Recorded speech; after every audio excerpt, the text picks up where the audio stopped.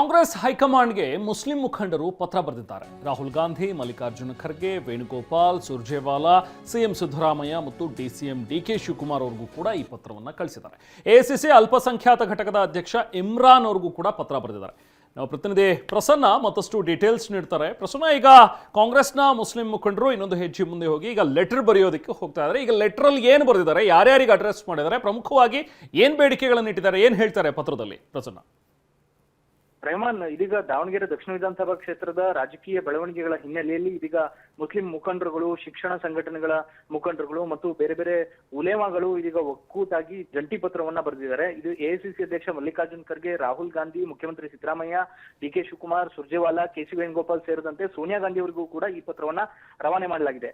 ಇದರಲ್ಲಿ ಪ್ರಮುಖವಾಗಿ ಅವರು ಪ್ರಸ್ತಾಪ ಮಾಡಿರುವಂತಹ ವಿಷಯ, ಈಗ ಅಬ್ದುಲ್ ಜಬ್ಬರ್ ಮತ್ತು ನಜೀರ್ ಅಹಮದ್ ಮೇಲೆ ಆಗಿರುವಂತಹ ಆಕ್ಷನ್ಗಳು ಕೇವಲ ಒಬ್ಬ ವ್ಯಕ್ತಿಯ ಮೇಲೆ ಆಗಿರುವಂತಹ ಆಕ್ಷನ್ಗಳಲ್ಲ, ಇಡೀ ಸಮುದಾಯ ಈ ವಿಷಯದಲ್ಲಿ ಬಹಳ ಬೇಸರದಿಂದ ಇದೆ ಮತ್ತು ಈ ಪರಿಣಾಮಗಳನ್ನ ಪಕ್ಷ ಒಂದು ರೀತಿಯಲ್ಲಿ ಉದ್ದೇಶಪೂರ್ವಕವಾಗಿ ತಾರತಮ್ಯವನ್ನ ಮುಸ್ಲಿಂ ಮುಖಂಡರ ಜೊತೆಗೆ, ಮುಸ್ಲಿಂ ಸಮುದಾಯದ ಜೊತೆಗೆ ಎಸಗ್ತಾ ಇದೆ. 90% ಮುಸ್ಲಿಮರು ವೋಟ್ ಹಾಕಿದ್ದ ಕಾರಣಕ್ಕೋಸ್ಕರವೇ ಕಾಂಗ್ರೆಸ್ ಪಕ್ಷ ಇವತ್ತು ಅಧಿಕಾರಕ್ಕೆ ಬಂದಿದೆ. ಆದ್ರೆ ಅಧಿಕಾರಕ್ಕೆ ಬಂದ ಮೊದಲ ದಿನದಿಂದಲೇ ಮುಸ್ಲಿಮರನ್ನ ಕಡೆಗಣಿಸುವಂತ ಕೆಲಸವನ್ನ ಕಾಂಗ್ರೆಸ್ ಪಕ್ಷ ಮಾಡ್ತಾ ಇದೆ. ಈ ಕಾರಣಕ್ಕೋಸ್ಕರ ಕಾಂಗ್ರೆಸ್ ಪಕ್ಷದಲ್ಲಿ ಶಿಸ್ತು ಕ್ರಮ ಅನ್ನೋ ಕೇವಲ ಒಂದು ಸಮುದಾಯಕ್ಕೆ ಸೀಮಿತ ಆಗ್ತಿದೆ ಅನ್ನುವಂತಹ ಅನುಮಾನಗಳು ನಮಗೆ ಮೂಡ್ತಾ ಇದಾವೆ. ಕಾಂಗ್ರೆಸ್ ಪಕ್ಷವನ್ನ ಹೊರತುಪಡಿಸಿಯೂ ಕೂಡ ನಮಗೆ ರಾಜಕೀಯ ಅವಕಾಶಗಳು ಮತ್ತು ರಾಜಕೀಯ ಬಾಗಿಲುಗಳು ತೆರೆದಿದ್ದಾವೆ ಅನ್ನುವಂತ ಒಂದು ಉಲ್ಲೇಖವನ್ನ ಮಾಡಿ ಇದೀಗ ಪತ್ರವನ್ನ ಬರೆದಿದ್ದಾರೆ. ಈ ಪತ್ರವನ್ನ ಬಹುತೇಕ ಗಂಭೀರವಾಗಿ ತೆಗೆದುಕೊಂಡ್ರೆ ಕಾಂಗ್ರೆಸ್ 10 ಹಲವು ಆಯಾಮದಲ್ಲಿ ಯೋಚನೆಯನ್ನ ಮಾಡುವಂತಹ ಪರಿಸ್ಥಿತಿ ನಿರ್ಮಾಣ ಅಂತ ಕಾಣಿಸ್ತಾ ಇದೆ.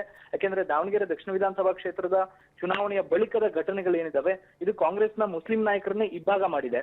ಈಗ ಕಾಂಗ್ರೆಸ್ ಪಕ್ಷವನ್ನು ಕೂಡ ಮುಸ್ಲಿಂ ನಾಯಕರು, ಮುಸ್ಲಿಂ ಮುಖಂಡರುಗಳು ಮತ್ತು ಬೇರೆ ಬೇರೆ ಸಂಘಟನೆಗಳ ಮುಖಂಡರು ಪತ್ರ ಬರೆದು ಕಾಂಗ್ರೆಸ್ಗೆ ಕಿವಿಯುವಂತ ಕೆಲಸವನ್ನ ಮಾಡಿದ್ದಾರೆ. Rehman. Right, thank you Prasanna.